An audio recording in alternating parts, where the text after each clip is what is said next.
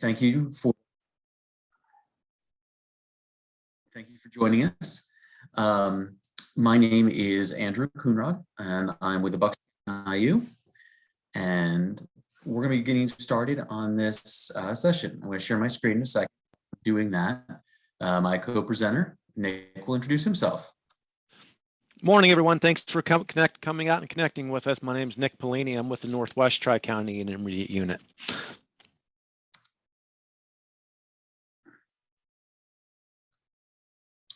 All right. So let me start the actual presentation itself. All right, can everybody see that? Excellent. I see yes, we can. Thanks, Nick. Okay, we're going to be respectful of people's times here, so we're going to get started. And so what this is this is the next section in the Accelerated Learning Program. I said my name is Andrew Coonrod. I'm with the Bucks County IU. Joining me today is Nick Pelloni from the IU5, the Northwest Tri-County IU. So what this is the next stage in the accelerated learning system. This is the program that has been developed through PDE over the last probably 8 or 9 months to truly try and focus on good instruction, good teaching, good learning, in a way of helping this roadmap for equitable school systems. When you are into the when you're looking in the presentation, you will see that this accelerated learning system is a link that will take you directly to PDE's website. And from there, you can follow through and get for information on all parts of the roadmap and the accelerated learning program. So there are 4 key parts of this accelerated learning program. First is the focus on high quality academics. And we have this fostering supportive learning environments, establishing healthy systems conditions, and finally designing a system of scaffolding support. And again, throughout this spring, there have been numerous presentations covering all of these areas. What we're looking at one section of those. And so what we're focusing on is high quality academics. Remember, this presentation today is actually part of the middle of a 3-part series that deals with a section of high quality academics. All of these topics are extremely involved, extremely in-depth, so we're breaking down into multiple different presentations. So for high quality academics, we're looking at this definition. And what we're focusing on is instructional changes needed for a new school year to cultivate a thriving data culture to ensure every student has access to instructional strategies, resources, and supports necessary to successfully engage with and master grade level content. When we're looking at this,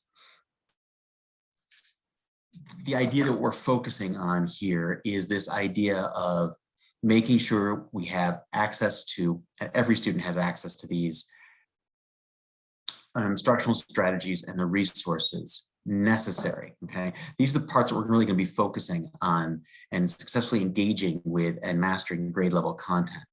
Some of this is really going to come through with the plans that we create. So like I said, that this session here is part of a 3-part series, and we're really focusing mostly on assessment. So in looking at this idea of assessment, we know that with high quality academics, that we deal with assessment, we deal with analyzing and interpreting, we deal with instruction and reflecting and monitoring and sharing out. What we're looking at here is truly with the assessment is how do we develop a balanced approach to using formal and informal assessments, classroom-based evidence, showing growth over time, and involving students in the evaluation of the work.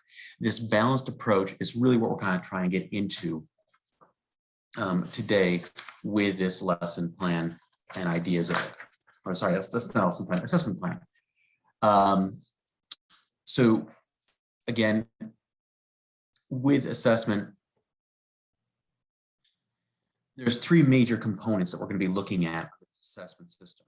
One, as we see in this thing here, is a balanced approach. Two, evidence showing growth over time. So classroom-based evidence showing growth over time. And then three is it involving students in their own evaluation.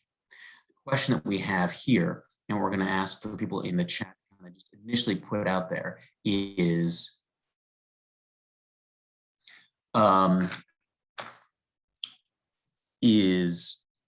taking a look at why should we take a look at this as a systems approach. So what I want to do is just take just a minute or two here, and we're going to try if anybody's ever tried the waterfall approach to doing chat. So what the waterfall is I want you to type in your response to the question or your ideas and hold on. And when we say go, then everybody hit enter and we'll get them all coming through at one time. We get an idea of what different people are thinking. So the question is, why should we do a system approach to assessments?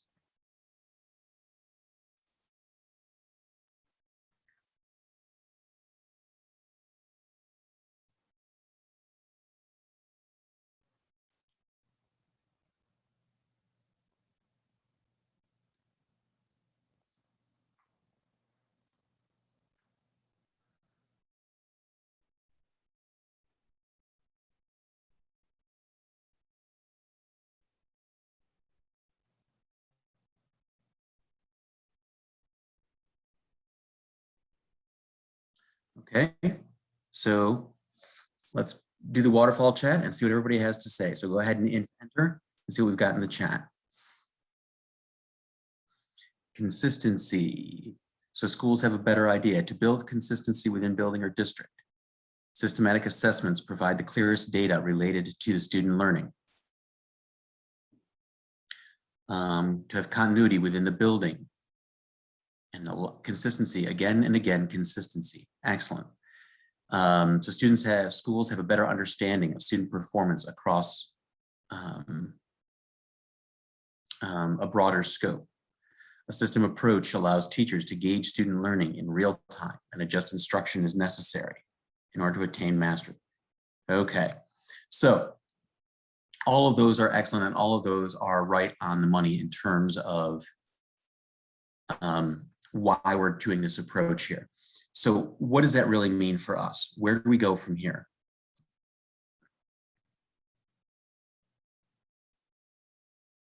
Okay. So this presentation, like I said, is part of 3. So on Tuesday, Nick led us through the presentation on assessment literacy and designing local assessments. So that was the first part of really getting into how do you design valid and reliable assessments that truly measure both content and rigor of what students are doing and know how to use the data from those. Today, we're taking a look at creating a local assessment plan. And what does that involve? How do we organize when we're assessing students and what we're assessing the students on? And then next Tuesday, we're going to go over the ideas of data and pretty much how do we systematically look at our data? How do we discuss our data? What's the policies and systems we put in place to really to explore the data of these assessments and make them a part of our instructional practice? So creating a local assessment plan. What we're going to focus on today is understanding what an assessment plan is. And for the most part, we're going to be focusing on the assessment planning in terms of what it looks like for a teacher in a classroom or within a department. Towards the end of the presentation, we'll also touch on what a broader district level assessment plan might look like and calendar with that as well. So we're going to take a look at why an assessment plan is a key component of a highly developed assessment system and the essential parts of an assessment plan and how you go about starting to create them. Oh, thanks, Kelly. I'll try and get a little bit closer at the end, see if I can scrounge up a pair of headphones. Is this working better for people for the sound?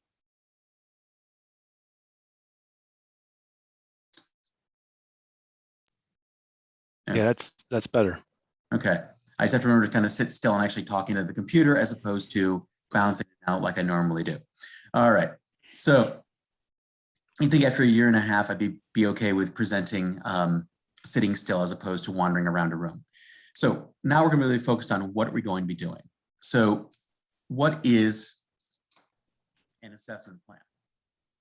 Okay. Basic definition, it is a document that outlines student learning goals to be assessed in any given course. It's a document that captures the structure of future evaluation. Okay. Kind of more specific, what we see in an assessment plan, okay, is that it outlines learning outcomes, methods used to demonstrate attainment,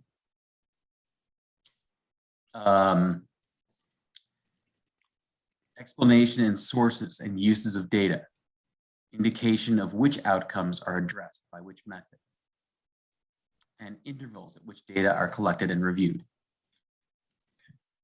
So now, what does this really look like? So these are different kind of components we're going to be looking for. So learning outcomes.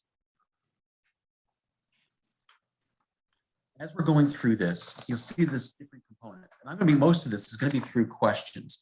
When we get to the actual creation of a lesson plan, you're going to see that it's a very generalized what I've provided, because it's very much something that you create with your teachers and with your departments or in your schools. But student learning outcomes, when you start to look at this, you should really kind of approach this through the kind of the mindset of the understanding by design. And so we're taking a look at what standards are being covered and with which assessments. Do you have priority standards? And are they included? Are the same standards covered in different types of assessments? And do outcomes in the plan align with your curriculum course goals? So we're focusing really here on student learning outcomes. What do we want our students to know and be able to do? Okay. Where this kind of comes into place with the planning is, as we're figuring out what we want our students to know and be able to do, what do we start with, what's the end point, and where are our checkpoints throughout the year? So the outcomes is one component. What do we want our students to know and be able to do? The next is our methods. And the questions we're asking there are, how are different methods of assessment being used? For example, summative assessments, traditional tests, quizzes. Are we using essays, portfolios, performance measures? How are we assessing what we're doing? Is there alignment between what's being done formatively and summative assessments? So if you have a lesson that takes 2-3 days to get through, is there a formative assessment in there with which you use to gauge student understanding and adjust instruction and differentiate instruction? And how is that aligned to the summative assessment at the end, where every student is going to be showing what they know and be able to do? Do assessments reflect the multiple means of expression? Remember, assessments also should be showing and using some of the principles out of universal design for learning, where we know that students learn in different ways. We know that students express themselves in different ways. Do your assessments show that as well? The idea of an assessment plan is that you get a good look at a year and see how are things being done. Just like when Nick was talking about on Tuesday with looking at an individual assessment and saying, okay, if I'm looking back at create my assessment, I look back and I realize that all my questions are, or 95% of my questions are at the level 1 of rigor. I need to take a step back and really adjust the types of questions I'm asking. With an assessment plan, you're taking a look and saying, okay, I've done my assessment plan. I look it out and realize that now 95% of the way that I'm assessing my students is a standard multiple choice assessment. Do I need to adjust that? Do I need to find ways to create different methods for students to show what they know and are able to do?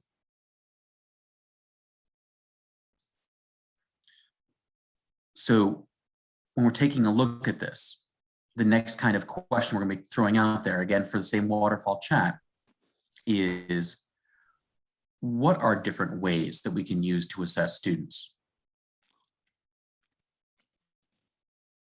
So what are some different methods that we'd have for assessing students? I'll give you a minute or two to put those down in the chat, and then we'll do the waterfall and see what people have come up with.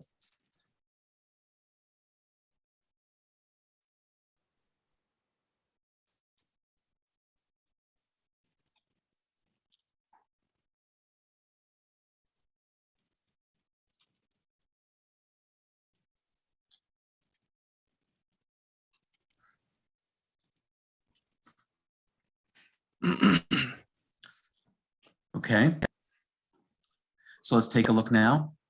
What are, go ahead and enter your things in. Okay, so let's see. Exit ticket, tests, quizzes, projects, essays, portfolios, whiteboards.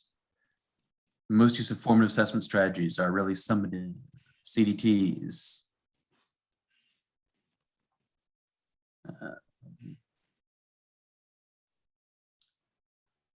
Formative, ticket out the door, endnote, summative, benchmark, exit tickets, tests, quizzes, projects, portfolios, whiteboards. Formative assessment strategies are summative in the way that they are used. CDTs, project based. Okay. Yes, all of these are different ways in which we assess kids. And remembering that sometimes the assessments are also, like we said, we talk about performance-based.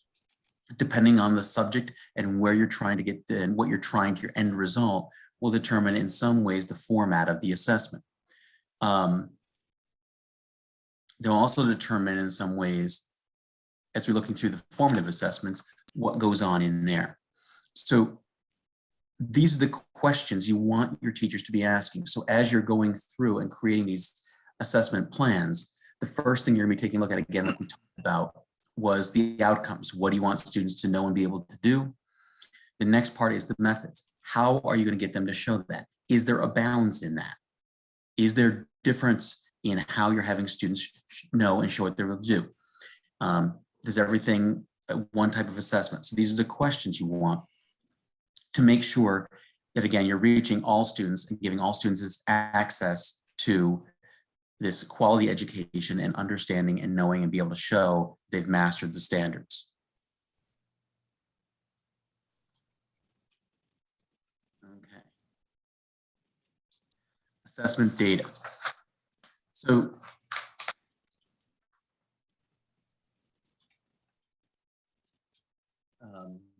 oops, sorry. I think I went one too many slides. I apologize for this. I think I just went one too many slides. Nope.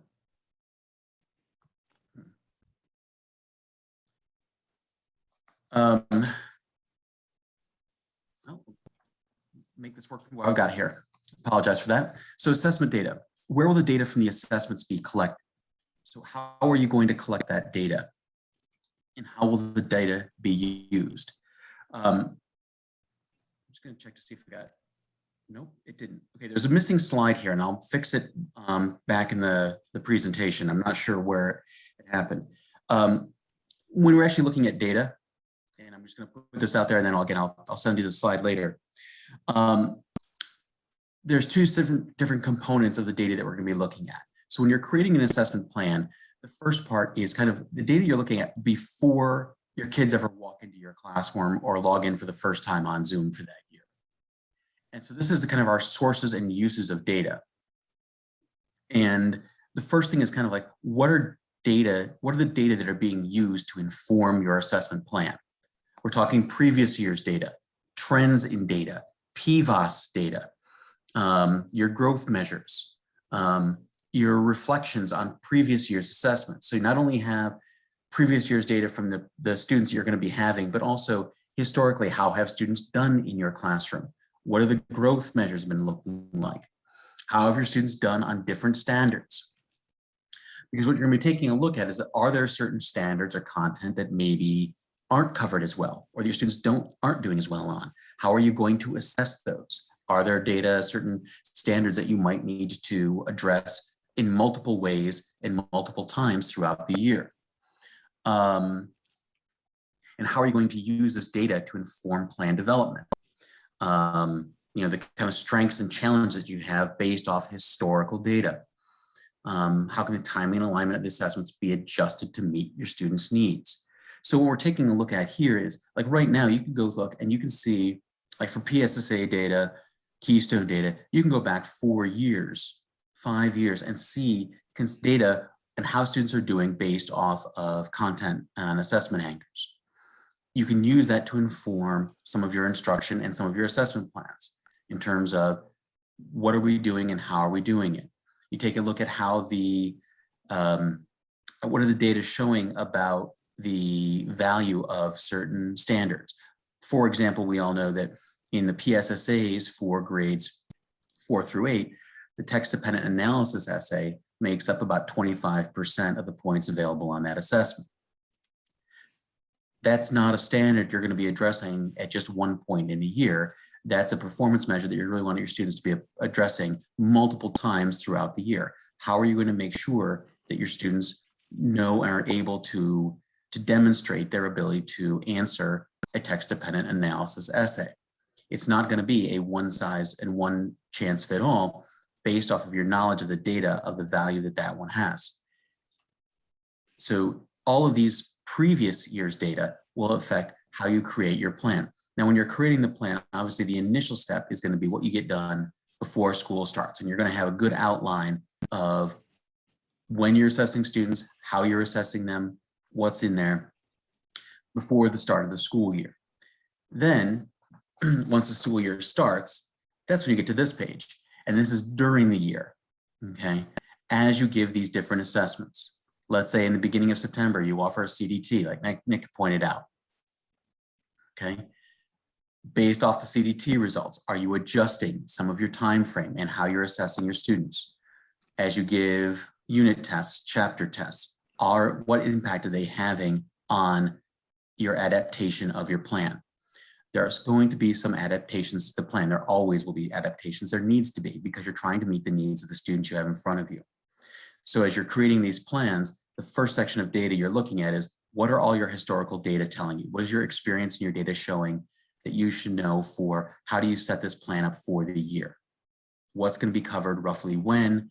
How's this going to happen? The next part is, once that's in place, now the students are in your class. Now you have real-time data on how your current students are doing.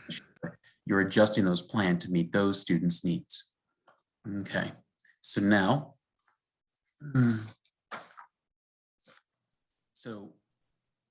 once we've gotten the components and what's created in there, now we have to look at timing. When will the different assessments be given? Here's where we're really going to start pulling in a lot of the understanding by design principles. So when we start thinking about it, the first thing we're thinking about is, what is the large summative assessments and the smaller assessments that scaffold up to that? So we start backwards. We're starting with, what does the end of the year look like? What do we want our students to know and be able to do by the end of the school year? And how are we going to know that at the end of the school year? Is it a final exam? Is there a final project? Is it the PSSA, a Keystone exam, a portfolio? What's going to be covered on that final? What's going to be covered at the end of the year to say that, yes, the kids who were in this class this year understood and are able to perform? Then we have to think about what's needed to happen throughout the year to get them to that point. So what are the different units? What are the different breakdowns, sections you want to call them, that get you to that end of the year? Then as you're looking at timing, then you have to start looking at considerations outside of just your initial curriculum. When are the different marking periods and semesters? When do they end? What are dates for vacations and major school events? Probably don't want to plan a major assessment the day before the winter break. Maybe you don't want to plan for right when kids come back. So you got to make allowances for when things are going to be happening. Horizontal alignments. If they're common assessments, some of these are going to be set then in your assessment calendar and your assessment plan from the very beginning. We all know we're going to give the midterm at this time and the final at this time. You're also going to be taking a look at other subject areas for the secondary level. So if you're a secondary teacher, do you want to try and look, and you're looking at your timing for an assessment?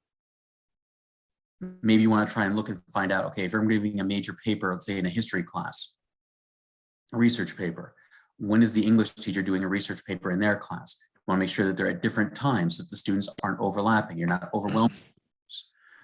Same thing, you don't want to have students have major assessments all on the same day. So you want to stagger these out. And this is going to be the collaboration that you have with a team.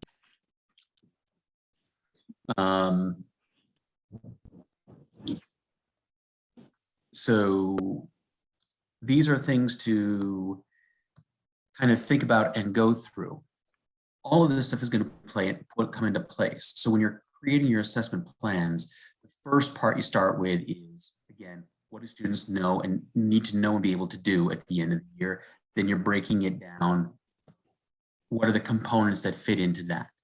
Then you start taking a look at, okay, now that I've got your general ideas of when things are happening, when do the specific things need to happen based off of considerations outside of your classroom?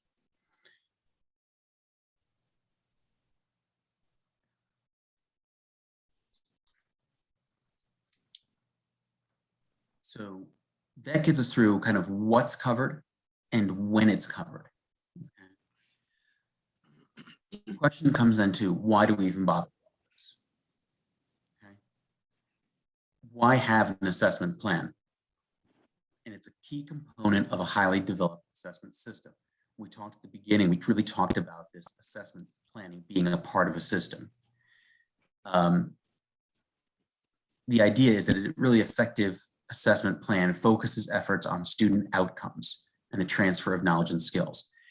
When we create an assessment plan, and we do it especially using some of these UBD principles, we're really getting into the idea of what is the end goal. And the end goal is, how have we transferred our knowledge and skills to our students? How have our students learned the content and the skills that they need, they're supposed to go through?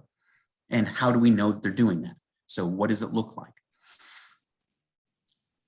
The assessment plan itself also provides then a tool to review and compare progress to desired result. If things are working well, great. How did you do that? How can you replicate that? If they're not working well, where did the wheels fall off the bus? Okay, where did things happen? So that you can learn and make fixes to it and adjust to meet the needs of your kids. The assessment plan allows a lot of that to happen. It helps kind of really focus and bring things back and make sure that it's actually a deliberate decisions that are being made, as opposed to, hey, I've been teaching this for the last, I need to test my kids on it, so I'm going to go from there. The assessment plan starts with, what do I want the kids to know? And then how do we build out from that direction? So as we talked about, some of the basic tenets of understanding by design really apply to this. And so I just kind of paraphrase this, throwing in assessment as opposed to planning, but the concept is the exact same. You know, learning is enhanced when teachers think purposely about assessment planning. When they really put that effort into thinking about how they're creating their assessments, like we talked about with assessment literacy, but when those assessments fall and how those assessments fit into the larger scheme of the curriculum. And assessment planning also helps focus curriculum and teaching on student understanding. When we think about the 3 stages of understanding by design, remember the first stage of UBD is identifying desired results. Where do we want the students to be? The second stage is determining acceptable evidence. So what are the assessments going to be looking like? And then the third is planning learning experiences. So with assessment planning, we're really getting through numbers 1 and 2. We're getting at these, what are our desired results? What is the acceptable evidence? And then we're planning out when all of that's going to happen so that it makes sense. Remember also with the assessment planning, just like in UBD, it's the idea of the last thing we want to have happen is it gets to be April, early May, and you realize you've got 12 weeks of content and about 3 weeks worth of instruction time left.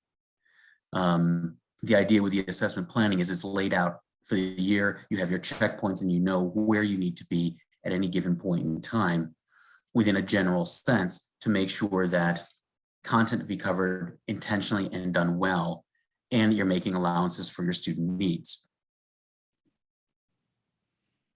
So all of that gets into, again, what an assessment plan is, what are the components of it, why we have assessment plans, why assessment plans are kind of needed for good instruction. The next part is how do we create it? Some of the basic steps that need to be completed. First step, again, is of course, what is being assessed? What do we need to cover? Again, going to that, the ideas of what we want students to know and be able to do at the end of a school year. The next is when. When do we throw these things in there? So as we're creating this, then we got to start plugging in time frames. For certain assessments, it's going to be a specific time. There'll be an assessment determined by a state assessment, PSSA's Keystone, and there will be a specific time in there. For some, you might do it as a time frame. Okay, we need to have the unit test done by the end of the first unit or the end of the first marking period, so it needs to be done by the end of the first week of November. That's the plan we're shooting for. And you've got some time frame to adjust for student learning and for reteaching if necessary, for differentiating the instruction as it's going through. And then also 3 is how is it being assessed? So how are we going to know the students are where they need to be?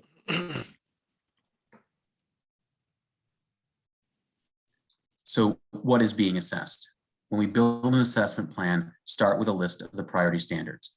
What are the most important things students need to know and be able to do by the time they walk out of the class at the end of the school year or the end of the course? And what's that expected transfer of knowledge? So that understanding, the key understanding, not just what facts can they memorize, but do they understand why those facts take place?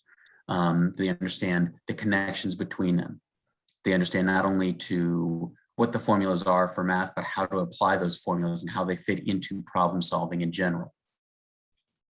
If they're learning music, do they understand not only just how to hit the keys in the right time and right place, but they understand how to read the music and understand what's going into the music. Social studies, they understand the themes besides just the dates. So what is the expected transfer of knowledge and skills? How can the students show that they've understood what they're working on?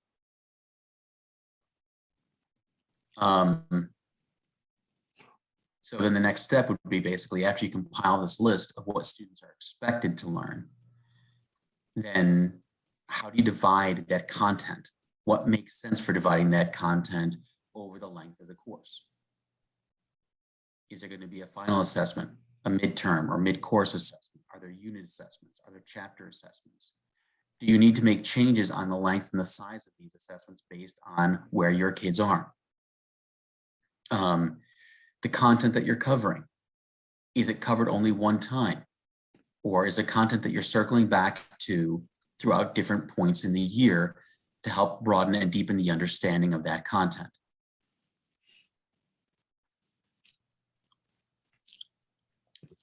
When? So for timing and content assessment should be intertwined with the curriculum. When you're doing this, obviously start with a review of the school academic calendar. Like we talked about, end of year dates, marking period semester dates, vacations, when are state and school assessments happening? And then the curriculum for general timeframes for units, units of study and assessments. All of these things need to be factored into it. And again, an ideal plan is one that you can create most of this and have a very good outline, a solid outline of what's going to be happening before the kids ever start at the beginning of the year. You can then make adjustments based on how your students do with your initial assessments, with diagnostic and benchmarking assessments that might be given at the beginning of the year. Again, I would say when you're looking at when review for general conflicts, communicate with colleagues to avoid overlap of high value assessments like we've talked about. I know when I was teaching at the high school, I always tried to make sure I didn't give an assessment on the day of the homecoming parade, because that just seemed to kind of be, I said, not the best results that I was going to get. Kids were focused on everything else except for what was going on in the classroom. What are some of those key things that you're going to want to avoid?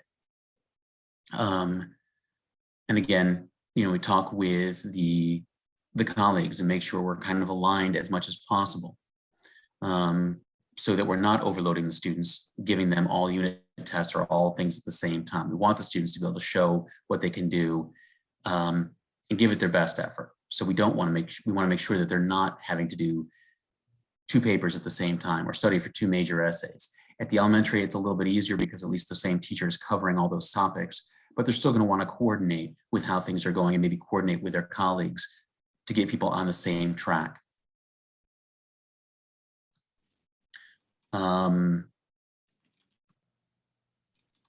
How will the student outcomes be assessed? So again, once you've determined what outcomes will be assessed and where those are going to occur within the curriculum and the school year, then what's the type of assessment? How are those students going to show what they know and are able to do? The 2 general topic ideas are performance tasks, researching essays, projects, problem-based. And then there's the traditional, which are your quizzes, your tests, observations. Where do those fall within there?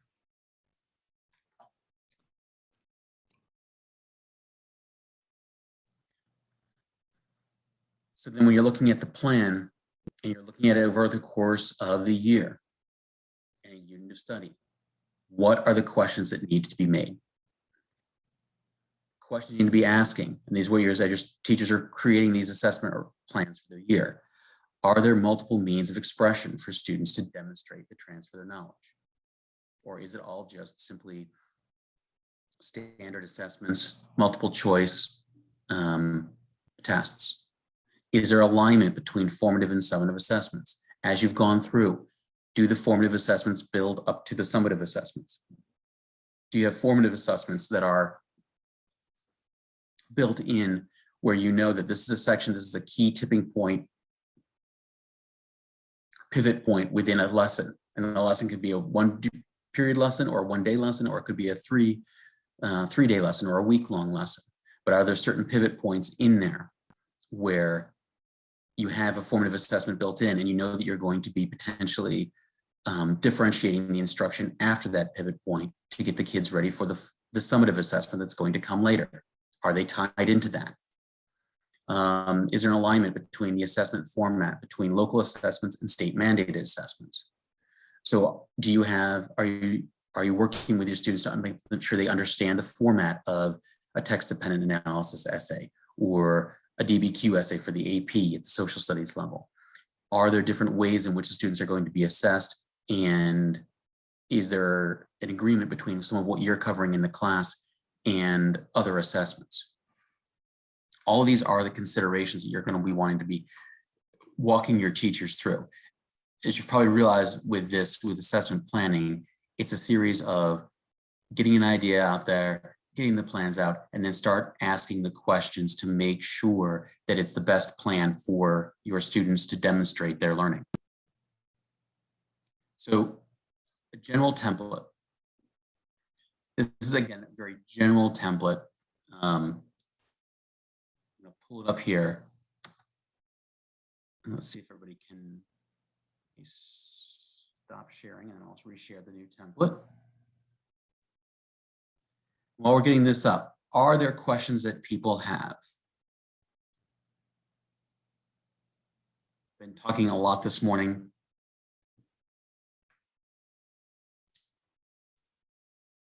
I don't see anything in the chat, Andrew. Okay.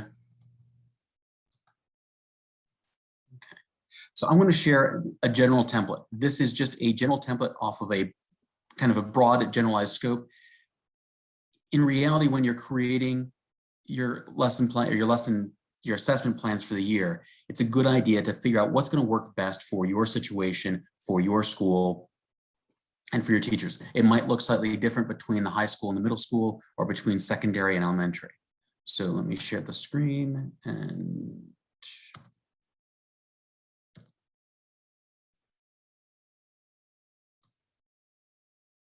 so you'll see here, again, here's a very generalized template. Assessment name, in this case, 8th grade PSSA. The standards, here's what's covered on the 8th grade PSSA here in row B or column B.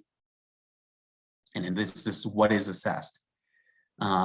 Expected outcome, okay? In this case, students will be able to demonstrate at least proficiency on the state assessment.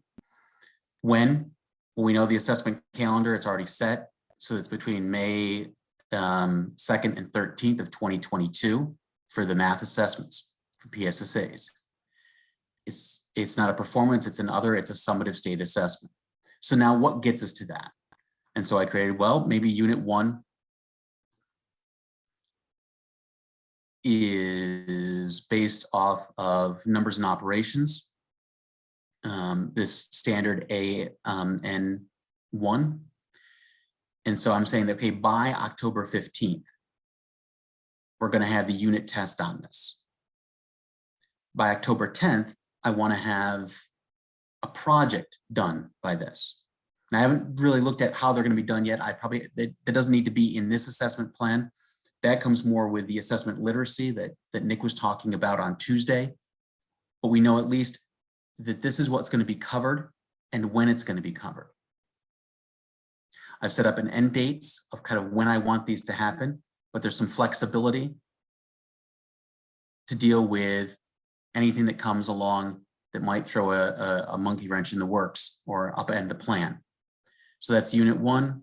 You see I've broken unit 1 down into whether it was sections or chapters, and in the different standards covered by those. I threw in some dates of when that would be. By September 10th, I wanted to have this done. And then I created some formative assessments for different lessons along the way. This is one general format that can be used. And then you can go through and create them for each one. But now you've got a bird's eye view of what's being offered when, what standards are being covered when. Questions about this general format?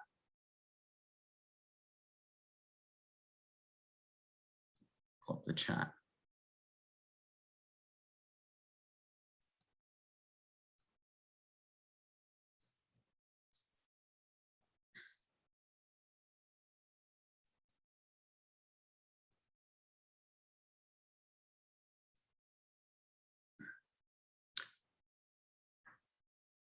Do we have diagnostic tools in there? So that would come through, Mike. In the initial stages, teachers would most likely be creating their plans as they go through. Although you did ask about diagnostics. If you notice up here at the top under row 6, I put in the 8th grade math CDT, and I did it. When is the assessment? Generally, I put down September 1st just to be at the beginning of the year as a diagnostic. So as a teacher, what I would suggest is going through, knowing when these are going to happen. If your students are doing a CDTs, a lot of times those are organized at the school level or the district level. If they're not, and it's up to each teacher, then figure out where it fits best within your calendar, okay? I decided I was going to, for this example, I was just going to have it as, okay, the district has decided that during the first week of school, there was going to be the CDT so that everybody would know where the students stood, and you could have those results to then make adaptations. But you can add them kind of whatever it fits. Some districts will put them in a little bit later. Teachers will do either a full diagnostic or they'll do content area diagnostics depending on where they are.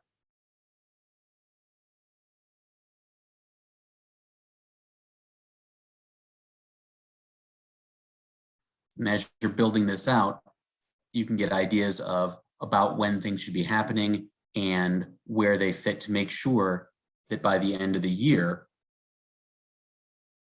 that all the standards that are supposed to have been covered are covered.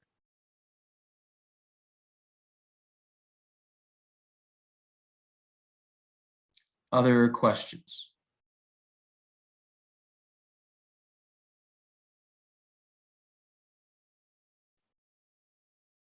Okay. One other things that you can be adding in here, I didn't with this generalized plan, but you could do it yourself as well.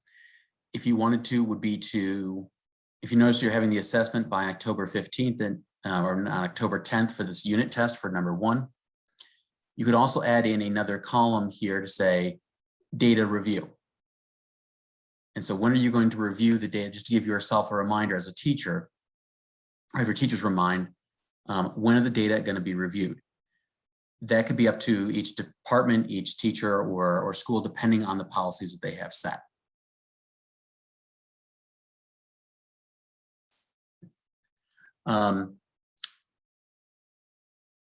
Parts of this you might want to adjust. And again, like I said, the way that you're doing the assessment plans is you create the initial plan that's kind of laid out like you see here with the generalized dates, what's going to be covered before the kids walk into your classroom.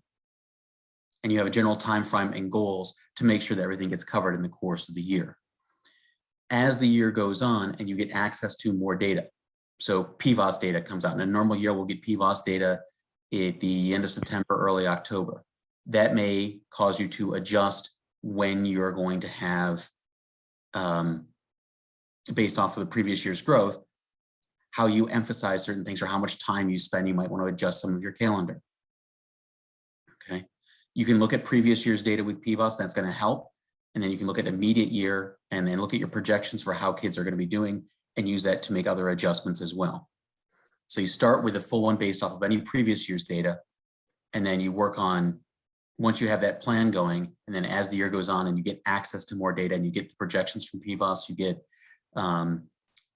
PSSA results, you get diagnostic results from that year, you can go make changes to it. But with having the plan in place, it allows you to make sure and not lose sight of getting to that end point of making sure the students know and are able to meet those standards at the end of the year. As we all know, the hard part is once we get teaching, it's really easy to get stuck in the weeds and lose sight of where they need to be by the end of the year until it's near the end of the year and now you're trying to throw as much content as possible at the last minute.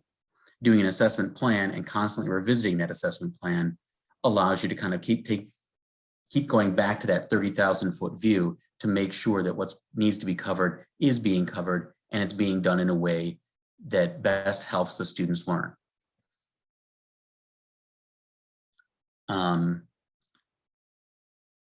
Questions about that general template?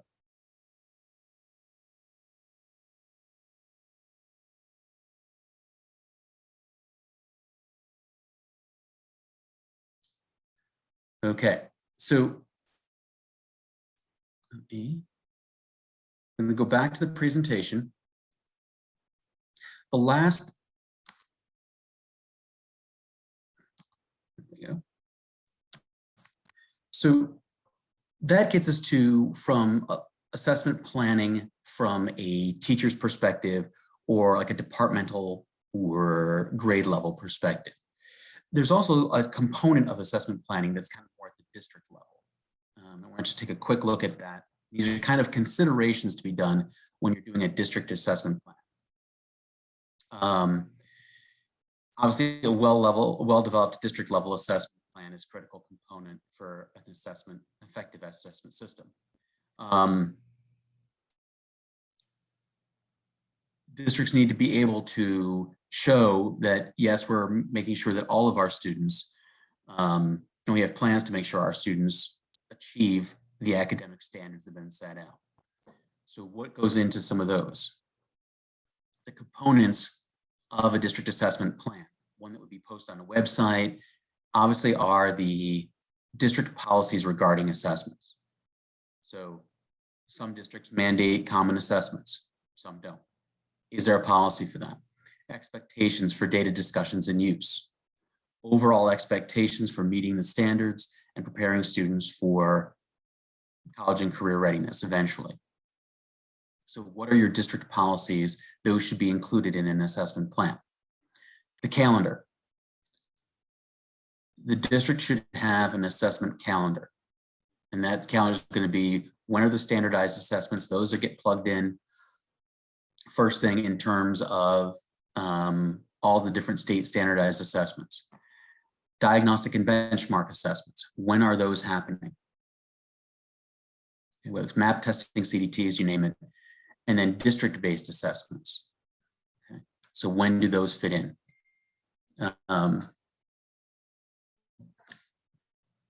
So when we're talking about these district policies, common assessments, are common assessments required? What grades or subjects use them? What's the frequency and method of common assessment? So when I was teaching up in upstate New York, we just did common assessments for midterm and final exam. So the other ninth grade social studies teacher, he and I would get together, we would go through and build out our common assessments and agree to be at a certain point by the midterm and what was going to be covered on the final. What grades / subjects use common assessments? And then what's the frequency and method of the common assessment? Are all students required to do research papers in English in the 10th grade? Is it required for 9th, 10th, 11th, and 12th grade? They do some kind of research portfolio. Expectations for data discussions and use. Again, this is what are the expectations for how you're going to look at your data, what data you're going to look at, how you're going to discuss that data.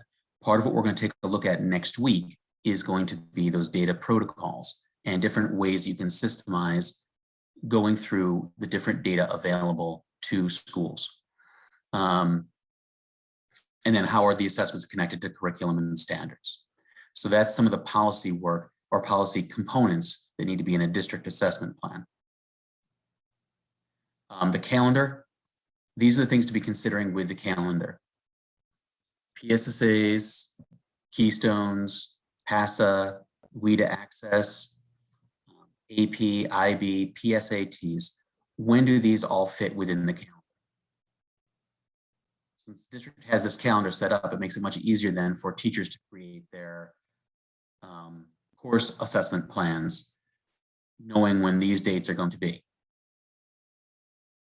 Same thing with the diagnostic and benchmark assessments. CDTs, map testing, iReady, DIBELS, whatever these assessments are that you're using on a broad, the district's using on a broad scale. When are these happening? Dates need to be out there so again, the teachers can make adjustments around them.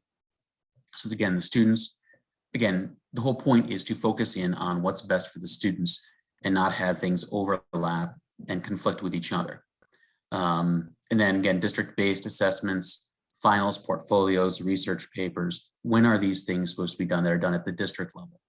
Once these are set, then the teachers can work on their individual plans. Comments, questions?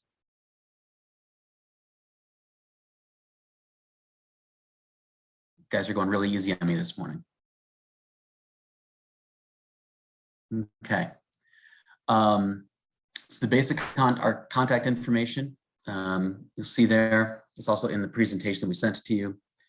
In the Google Drive, in the folder, there is the copy of the presentation as a PowerPoint, as a PDF, as well as that generalized template that I provided. Again, that's a generalized template. Please, I was going through in different ones. There are all kinds of different types, and many of them would fit with one thing, but not another. So it's more of it helps with teachers if they're building it and they understand it and what's going to work best for organization at the school level.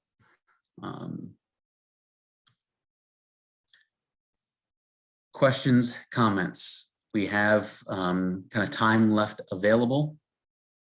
So I'm here for any kind of questions you have, things we can talk through and ways to go through this. But thank you very much, all of you. Oh, and the next one, attendance link. Thank you, Sarah. Pull that back up. Hold on a second. Let me share the screen again, and I'll bring up the attendance link. It's also in the slides that were sent to you, but I'll bring it up here on the main screen.